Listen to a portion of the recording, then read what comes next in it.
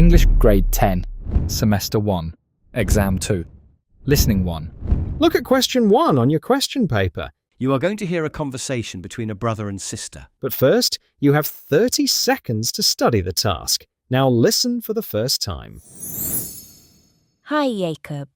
You are late home from school today. Yes, there was a special meeting of the drama club. Really? Ah, yes, you mentioned it before. They are going to put on a play, aren't they? A historical drama. That's right, King Henry IX. And guess what?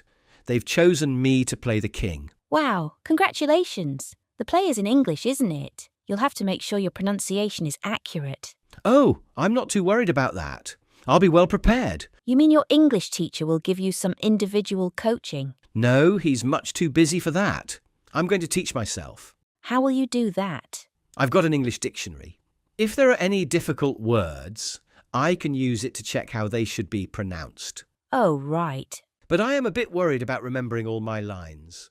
Look at the script, 135 pages, and mine's the biggest part. Well, you'll just have to do some hard work, won't you? By the way, do you have any suggestions?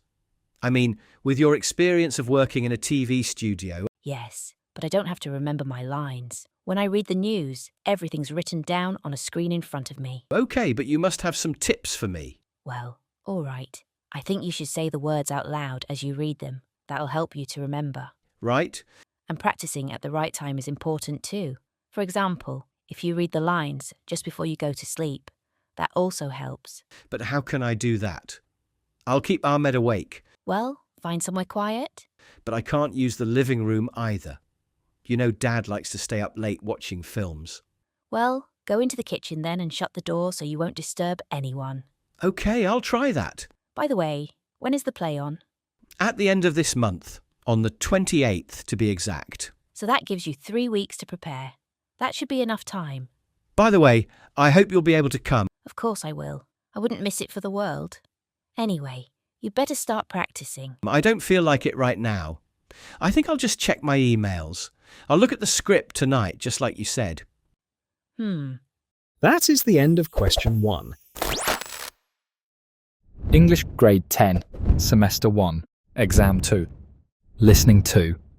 Now go on to question 2. Look at question 2 on your exam paper. You are going to hear a Ugandan woman talking about wedding ceremonies in her country. But first, you have 30 seconds to study the 2 tasks. When a boy and girl in Uganda want to get married, the boy should start the process by writing a letter to the girl's parents, asking for permission to marry their daughter. The letter should be written clearly and without any mistakes of any kind. Often, there is an old man in the village who specializes in this task, and he helps the boy to make sure that the letter is perfect.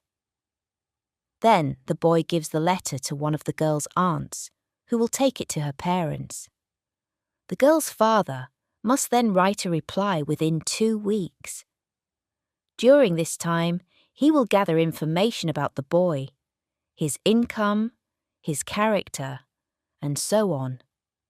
If, after this, the father agrees to the marriage, his letter will name a special gift that the boy should provide for the girl. With wealthy families, the most popular kind of gift is a cow. With poorer families, a goat is more common. Then the first meeting takes place. It's called the proposal meeting. The boy and all his male relatives form a procession and walk to the girl's house. There, they present the gift that has been agreed in the earlier exchange of letters. After this proposal meeting, the boy has to arrange 3 more meetings with the girl's family.